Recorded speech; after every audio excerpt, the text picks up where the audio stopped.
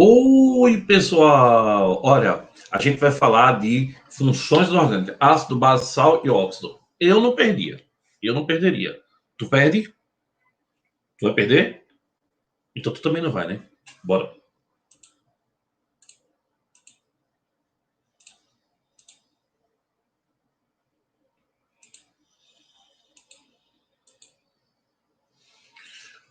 Semana 12. Já se foram 12 semanas. Que bom, né?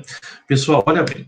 A gente lembra que antigamente se dividiam as substâncias em orgânicas, que eram aquelas que tinham origem nos organismos vivos, organismos animais ou vegetais, e as inorgânicas, que eram da química mineral.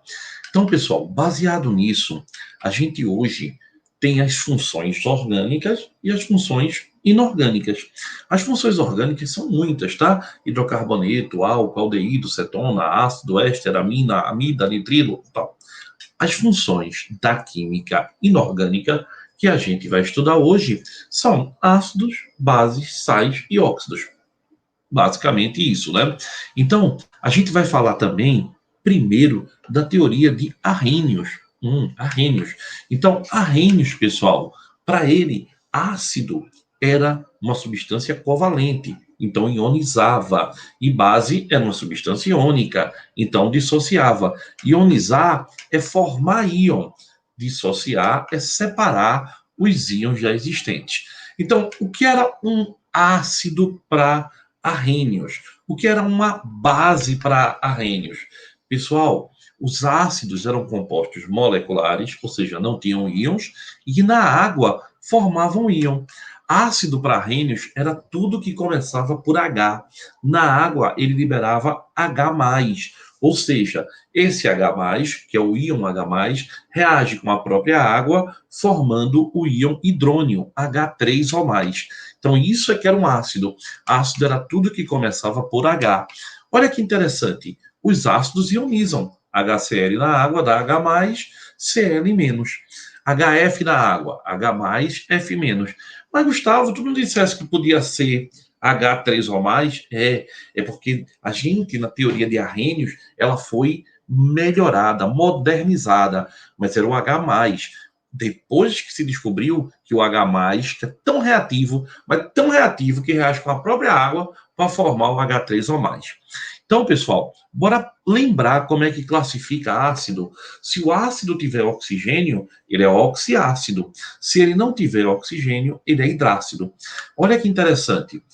Número de hidrogênios que ionizam. Quando ele tem um hidrogênio, ele é monoácido. Quando ele tem dois, ele é um diácido. Quando ele tem três, ele é um triácido. Quando ele tem quatro, ele é um tetrácido. Aí aqui, ó, H3BO3. H3BO3 não tem três hidrogênios, mas não ioniza os três, não. Só ionizam dois. Então ele não é um triácido, ele é um diácido. Anote aí, vá.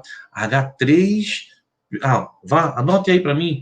H3PO3 tem três hidrogênios. PO3 tem três hidrogênios, mas só ionizam dois.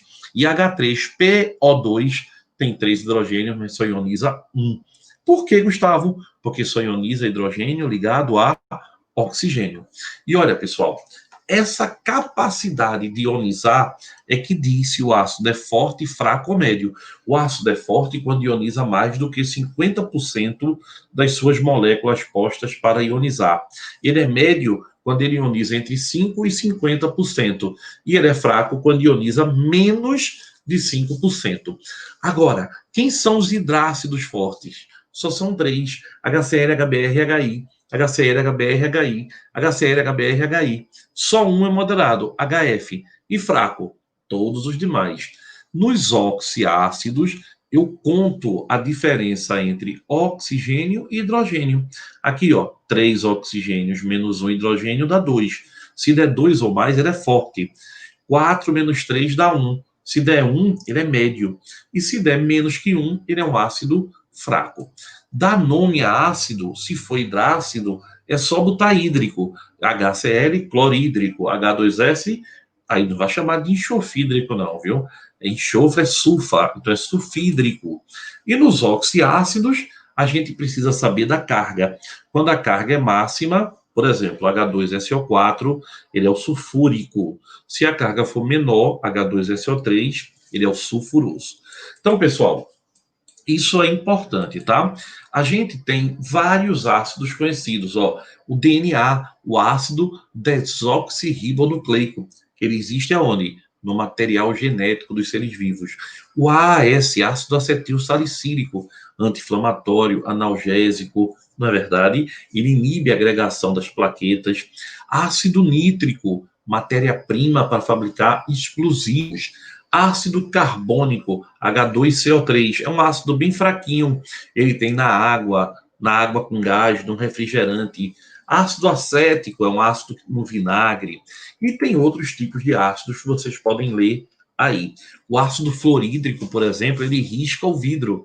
No carro não tem o númerozinho do chassi nos vidros, né? Aquilo ali foi feito com ácido fluorídrico. Ele é um ácido que se risca o vidro. Logo, não pode ser guardado em recipientes de vidro, né?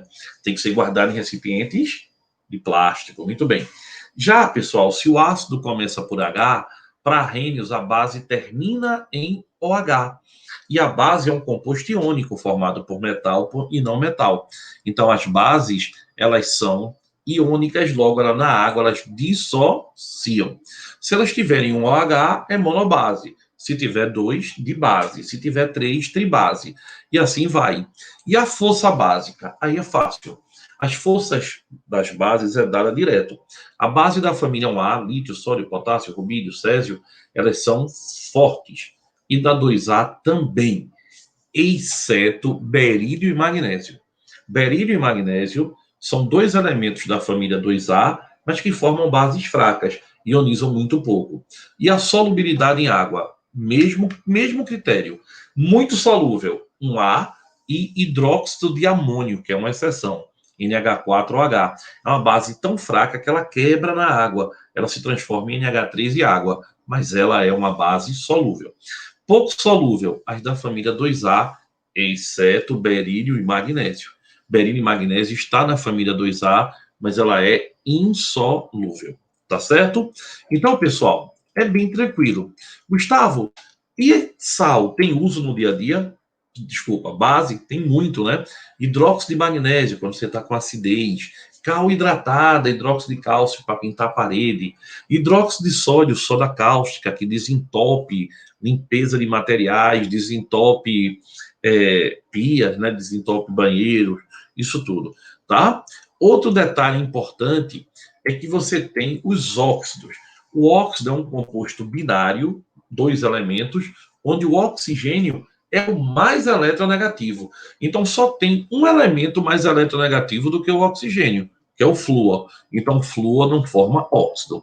Os óxidos básicos é quando o oxigênio está ligado a um metal da família 1A e 2A. Os oxiácidos já vai ter o oxigênio ligado aos não metais. Isso é muito relacionado com chuva ácida. Os anfóteros, eles têm capacidade de se comportar como ácido e como base. Então, ele tem anfiduplicidade. É o óxido de zinco, o Al2O3, esses são os mais conhecidos. Os óxidos neutros são três. Eles não reagem com ácido, com base, nem com água. CO, NO e N2O. CO, NO e N2O. E os peróxidos são aqueles que você tem, por exemplo, Na2O2, H2O2, água oxigenada é um peróxido, por exemplo, certo? Pessoal, outro detalhe importante é que a gente vai ter uma classe de óxidos enormes, tá? Os óxidos de enxofre e de nitrogênio, eles são responsáveis por um fenômeno chamado chuva ácida, tá? Gustavo, e os sais? A sal é quando nem começa por hidrogênio, nem termina por OH. Então, eles vêm de uma reação entre um ácido e uma base. Todo sal é iônico, logo ele dissocia muito. Como ele dissocia muito, ele é um bom condutor de corrente elétrica. Quem são os bons condutores de corrente elétrica? Aqueles são ácidos fortes, bases fortes e os sais. Tá? Se o sal não tiver nem H nem OH no meio da sua estrutura, ele é neutro. Se ele tiver H, ele é um hidrogenossal. E se ele tiver na sua estrutura OH, ele é um hidroxissal, certo? Detalhe importante, o sal pode ter água na sua estrutura. Aí a gente, ó, CuSO4, pontinho 5H2O. A gente chama ele de sal hidratado. E tem o alúmen, anota aí. São sais formados por dois cátions. Um cátion é monovalente e o outro é trivalente. E o único ânion divalente. Tá certo? Então, formado por dois cátions, um monovalente e o outro trivalente. E o ânion divalente. Tá certo? Isso é um alúmen. Tá certo? Não esquece isso não. Pessoal, os sais são ótimos condutores de corrente elétrica em solução aquosa. Muito usado no dia a dia. Basta lembrar do cloreto de sódio, né, pessoal? Então, os medicamentos também, né? Bicarbonato de sódio, antiácido para azia, carbonato de amônio, expectorante, carbonato de lítio, antidepressivo, muita substância. E os problemas ambientais? Esses são os óxidos formados principalmente por enxofre e nitrogênio, que dão origem a um fenômeno chamado chuva ácida. Eles, quando reagem com água, formam um ácido, e esse ácido, ao chover, eles produzem males sérios. A gente teve uma aula sobre chuva ácida e efeito estufa aqui no Enemzinho. Se tiver com dúvida, olha essa aulinha e procura a gente também. Olha, realizou-se um experimento utilizando o esquema mostrado na figura. Para medir a condutividade elétrica de soluções, foram montados 5 kits contendo cada um 3 soluções de mesma concentração, sendo uma de ácido, uma de base e outra de sal. Os kits analisados pelos alunos foram esses. Aí eles perguntam para a gente assim, nesse esquema: qual kit analisado provocou o acendimento da lâmpada com um brilho mais intenso? Pessoal, vê bem. Para que tenha o brilho mais intenso, tem que ter mais íons. Para que tenha mais íons, o ácido tem que ser forte, a base forte e qualquer sal. Então, olha aqui, sal, a solução 3 são sais. Nem começou por H, nem terminou por OH. Então, não me interessa muito, só quero que ele seja solúvel. A solução 1 são todos ácidos, começam por H. O mais forte é esse, ó, HClO4. Como é que eu sei? Aqui, 4 oxigênios menos um hidrogênio dá 3. E nenhum outro, essa divisão dá 3. Então, ele é o mais forte. E as bases têm que ser base da família 1A. Sódio, lítio, sódio, potássio, rubídio, césio e frâncio. Só tem ela. Então, é o kit 4. Então, a resposta, o kit 4, porque ele é formado por um ácido forte, uma base forte e um sal. Eu disse que é importante, concorda? Então, beijo e até a próxima, pessoal.